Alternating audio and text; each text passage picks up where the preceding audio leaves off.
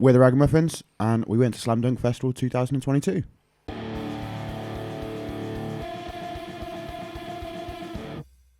We went to Slam Dunk Festival in 2021. It was our first festival back after a very long break. Our first festival as an official collective as well, as the Ragamuffins. Yes. So it just felt right to go back again this year, didn't it? It was so nice we had to do it twice. Let's start at the beginning of the day. We were late in. Well, they were late letting us in. It wasn't our fault. Mm. We were on time. Yep. Doors were meant to open at 11, I think. And then they didn't. And they didn't. No Which band was was on at 11:30, which we didn't get to see. Yep, probably played to about 4 people. But, shit happens. I mean, we're starting very much with a negative here because, again, the doors opened late, and then we got in. We thought, well, we've missed the bands that we were going to see straight away, so let's go to the bar, let's grab ourselves a drink while we're waiting for the next band we want to see. But what happened? Oh, all the bars went down. Well, Of course it did. network issues meant they couldn't take any card payment, and they had planned for it to be a cashless event. So, no drinks were had. It was just a massive faff. There were willing punters, willing to exchange cash for drinks, but they wouldn't allow it. So, we just had to sort of mill about, sort of familiarise ourselves with the site. That was another thing that was weird, is like, when you go back to the same site but things are in a different place, it's like so disorienting. You're just like, this stage should be here, and it's just not. But we've quickly got used to it, and then we went to see Counterparts as our first band. Very much enjoyed them, to be fair. Kind of like that was one of my first introductions to them. I thought they put on a great show. It was weird them being that early on. I thought they would have been a little bit later on in the day. And yeah, they put on a very, very good performance, and it was a nice way to kickstart the day. Yeah, I thought they were brilliant. Played a couple of new songs, played a few of the old favourites. The disconnect was really loud at the end. The crowd was incredible for that. Yeah, I blew my voice out. Yeah, but I don't think we had as good a time as you did, Alex. Yeah, I was down in the pit. I think as soon as the first song started, I just waved everyone goodbye and off I went. But yeah, I love that band so much, and it was just great to see them. Got yourself a pick as well, didn't you? I did, yep. Alex Reed's guitar pick, right in my hand. Yes, what a win. Result. And where did we go after that? After that, I think we went over to... I wanted to say the Avalanche stage there. Wrong festival. Same vibe there, isn't it? Yeah. The Amazon one. Yeah, basically the home of pop punk for the day. The Amazon stage in a big blue tent. And we saw a little bit of Hot Milk, I think. But after that, we saw probably one of the best sets of the whole day. And that was Kenny Hoopla. Agreed. I knew he was good. I enjoyed the EP he put out. I liked his stuff before that as well. But the energy in that set was just unmatched. It was amazing to see how well his songs translated live, and how much of a buzz there was. I wasn't aware. It must be one of his first UK performances. One of them, I think, maybe. Yeah. Or at least... Obviously, he'd played Leeds the day before. I think he played a couple of small shows, small headliners as well around it. But to kind of get the crowd he'd got in as well, there were people singing very loudly along to it. I thought he had a great stage presence. And yeah, put on an incredible performance. And now very much looking forward to seeing him at 2000 Trees as well.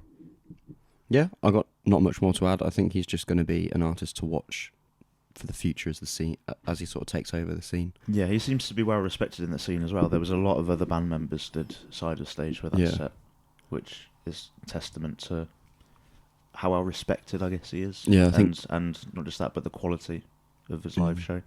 And we stayed there for Knuckle Puck. Happy old time again. Oh yeah, they played a few older ones, which made me very happy. Pretense went off. As always.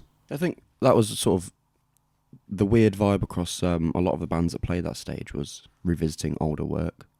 We saw it with, obviously, the One Years doing their 2 albums, which we'll talk about a bit more in a bit. That's but true, yeah. Neck Deep played a lot of older songs. It felt like the Story So Far played quite a lot more older songs than I thought they would. Yeah. So it was nice to sort of have a bit of a nostalgia trip in that tent. Knuckle Puck even played No Good, which I know is one of their most popular songs, but still, I don't think it's a guarantee for a short set that they get at a festival. So it was really nice that they threw that in there as well. Yeah. And then I think after Knock a Puck, we all went our separate ways for a little while. We James, did. where did you go? I believe I then went off to Jaeger stage and watched some Amity Affliction. Seen them a couple of times before, and again the crowd they brought together was really, really good. Stayed there for then Eskimo Callboy, just incredible fun. Now known as Electric Callboy. Electric Callboy, that's correct. Thank you. Matt, the energy was incredible. You could see so many people dressed up, almost like the Pump It music video, and just everyone had the best time during their set. It was just so much fun. They teased like a tour later this year, which could be interesting to go and see, depending on who else is on the bill as well. It was just fun, energetic, and an enjoyable experience seeing them, and probably one of the standout sets that I saw over the day as well, to be honest. Well, shame I missed that, but I went to see Hot Mulligan and Mum Jeans at the Key Club stage, which was just basically a massive party for both of those sets. It was just high energy, a lot of self-deprecation, a lot of angry finger pointing, but First time those bands have played the UK, like that part of Slam Dunk, I think you said before. I'm sure that Mum Jean said that was their first ever UK show. Hot Mulligan might have said something similar, or at least maybe it was their first UK festival appearance.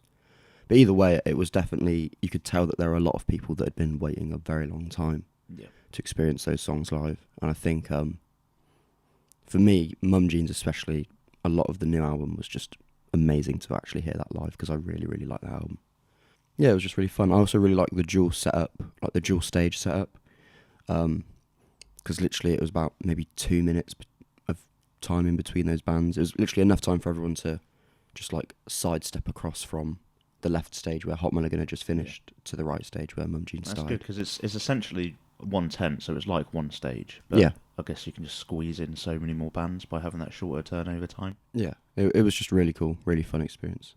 And where were you, Dan? I was still in the not the Avalanche stage. I was still at the Amazon Music stage. I basically stayed there most of the day. Had a little residency there. My name's on the wall there somewhere, probably.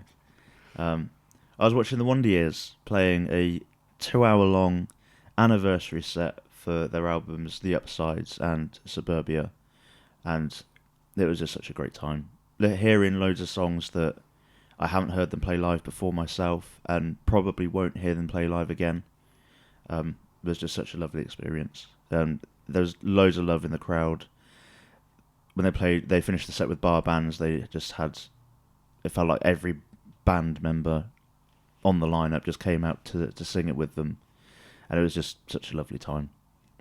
That's sweet, yeah. Things seemed a bit difficult for the Wonder Years. Never seemed to have it easy when they play in the UK.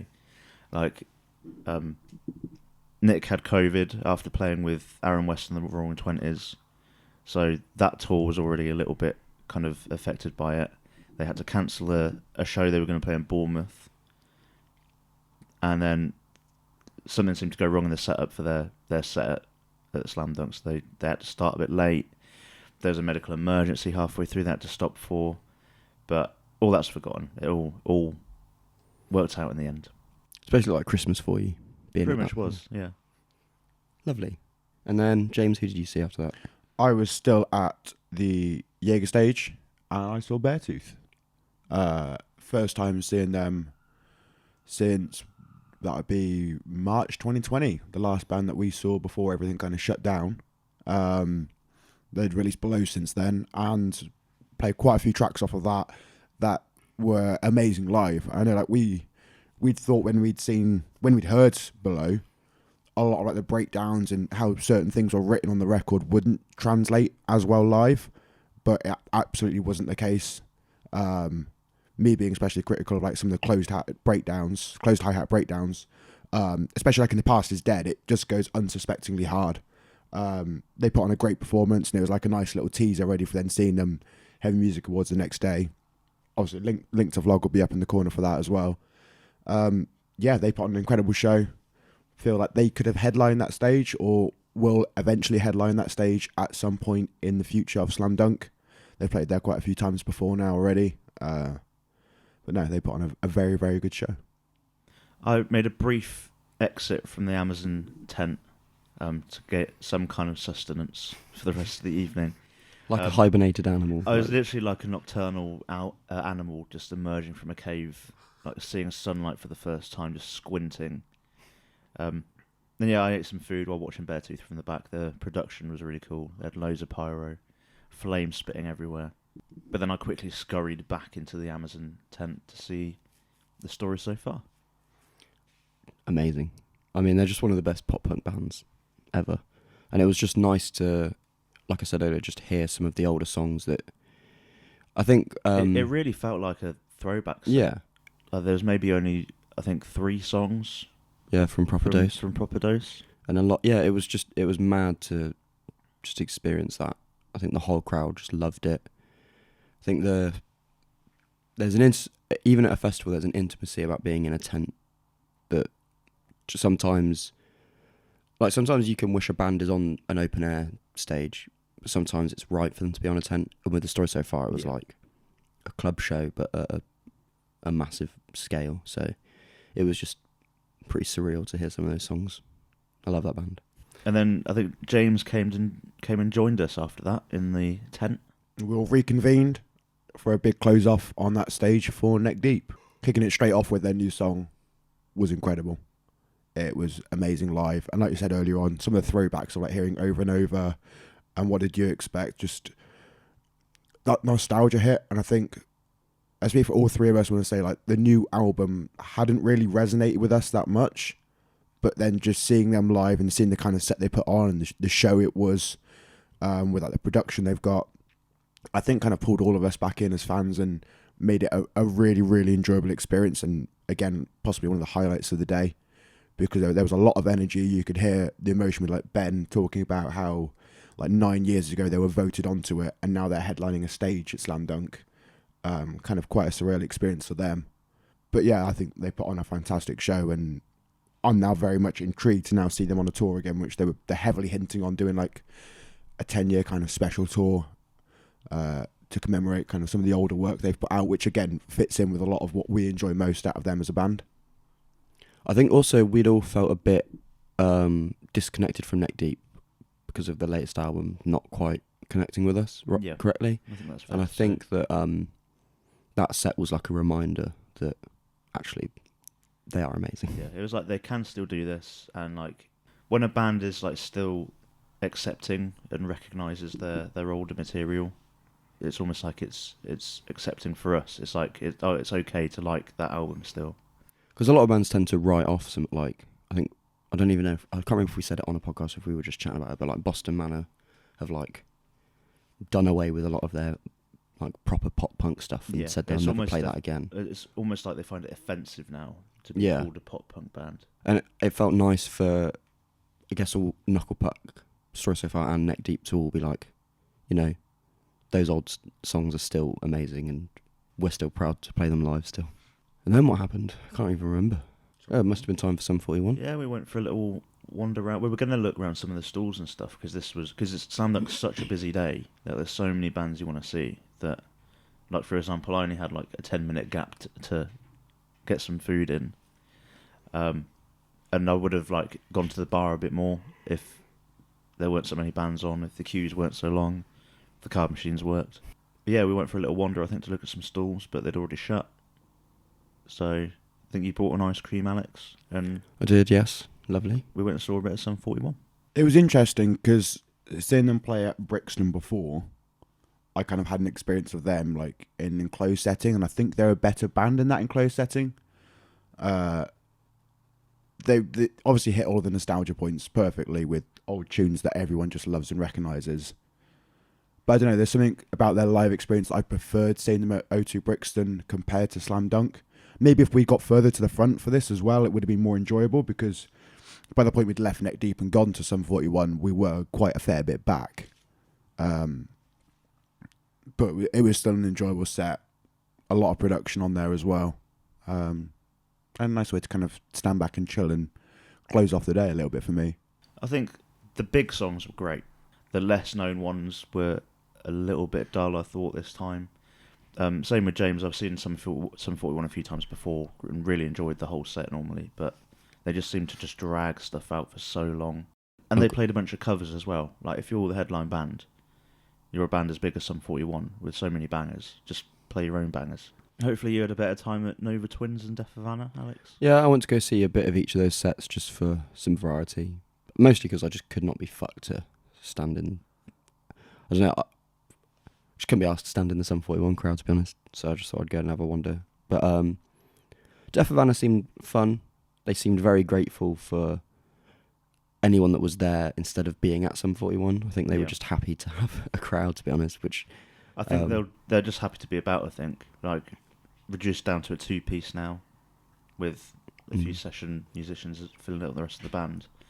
I think it looked rocky as to whether they were going to carry on. Yeah. So I think they're probably grateful to just be around and still have people wanting to see them. I guess. It definitely came across. They were just just happy to be there and happy for people to be there enjoying it. And then I think it's just a shame that they put Nova Twins on at the same time as Sum 41 because they're they're on the rise. They're a very big up and coming band that people have got their eye on. And then they played to just a pretty small crowd.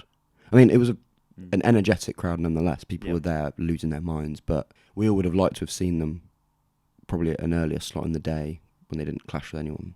I just think I don't know. A band like that it's great that they get the opportunity to headline a stage, but it's probably best to have them on one of the bigger stages earlier in the day. Yeah. It gets a few more eyes on them, perhaps. Or at least alter how you set up that stage so that their set maybe finishes before as Sum 41 starts, just so people can actually see it. But they were really good nonetheless. I'm excited to listen to their new album. We've been a bit busy lately. I haven't had the time with all our festivals and shit, but hopefully once everything... We'll catch up. Yeah, we'll catch up. But it was good. It was good to actually finally see them live. And that was about it. Then we went home. Yeah, we went home. Went to McDonald's on the way home. Any like, not complaints, but general comments on the day? I think there's not complaints as such, but stuff they could improve on perhaps is obviously the main one is the bar thing. If you're going to set up and insist on being a completely cashless festival, you can't have your internet or network failing. It has to be right. So that felt a bit amateur, really, that it went down, especially so early in the day as well. It's not really something to complain about, but it was just such a packed day that you just didn't get a chance to do anything but watch bands. Which I know that's the point. That I was gonna say. It's almost like it's nice to have some of the bands that you don't mind not seeing, just so you can go and experience it as a festival. Yeah, it's a weird just chill out complaint to have. To be like, there were so many bands I wanted to see and had to jump stage to stage or whatever, or camped out in one stage to watch the whole lot of it because it was so good, and I love the lineup. Which is If something you said before, Dan, it feels like they're trying to like push themselves to maybe expanding to more than one day. Yeah, I mean, like the day's so packed that you kind of feel like, well, I'll just get a ticket for both days. I'll get a ticket for Leeds and Reading. I get a ticket for Leeds and for Hatfield because there's so many bands I want to see. I'm not going to get the chance to see all of them, or maybe like I felt like I needed a break. Like during the day, I was exhausted. I didn't have the time to go to the bar. I didn't have the time to really go and get food. Which again, it's such an odd thing to complain about. Like to be like, the lineup was so good that there was too many bands I wanted to see, but it did become a problem, really. Yeah, it's just exhausting, isn't it? Yeah.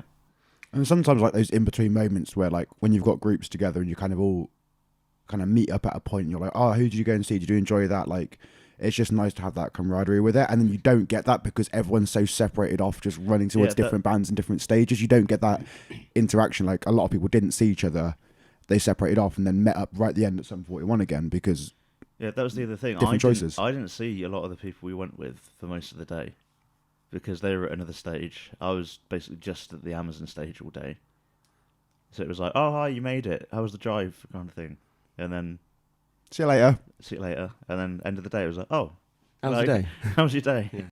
I mean, they've announced that next year will happen again in May. They're staying back in the May thing after switching to September back in 2021 for very obvious reasons because they couldn't do it in the May. Highly likely we'll probably end up going again. The May. That could be a band. Highly likely we'll end up going again. Any predictions for next year? Who could we see atop the lineup? I think A Day to Remember are quite a strong contender. They were due to do like Umi 6 did this year with the extra day kind of thing, just the one-off gig at each location. A Day to Remember were able to do that in, I think, 2020, before things went to shit. Played Download this year, so yeah, who knows? Perhaps a headliner for Slam Dunk next year. I think it'd quite nice to see maybe a band like Enter Shikari headline the Jägermeister stage. I think that would be a fun one to see. If they went for, like they did this year, by kind of billing it as 4 headliners, or 3 or 4, can't remember, then that could work. Because obviously Enter Shikari have headlined it outright before, so I think the only way they do it again is if they were billed as a headliner. Well, that was the other thing that felt a bit confusing about this year, is it was like, at one point during the announcements, it was like Neck Deep are billed as a headliner, and then by the time the event actually came around, it was like, oh no, they're just the headliner of this stage. Yeah. It felt like almost a last-minute cop-out, really. But then, as the festival organisers, and as, I guess, you come from a different perspective because you're more heavily neck deep with that, you'd have such a split between seeing the two bands, so there'd have to be one that would have to start or at least have a majority of their set after the other. Yeah, no, it's not that. Yeah, I don't dispute that, and Sum 41 are definitely worthy of headlining it. It was just like clarity and it's not that it was like they missold what the event was going to be, but it felt a bit disingenuous to be like, Neck Deep are a headliner. They started off by applying to be on the bill 9 years ago, and now they're a headliner. And then you get to there, it's like. And the outdoor stage that Sum 41 was on was much bigger and much more of a main stage vibe than that tent. You could almost sense in Neck Deep themselves that they were a bit like sort of a headliner. I think Ben even corrected himself at one point on stage. He was like, I think he said the same thing. We applied 9 years ago to play here, won a competition, and now we're the headliner of this stage. Yeah. Yeah. I don't know. Should bring them back to headline an open air stage next year. They could do it. Yeah, I think they could do it. They proved with that set that they could do it. Yes, we're all nodding at each other on a podcast that we're done. So we're done. Bye.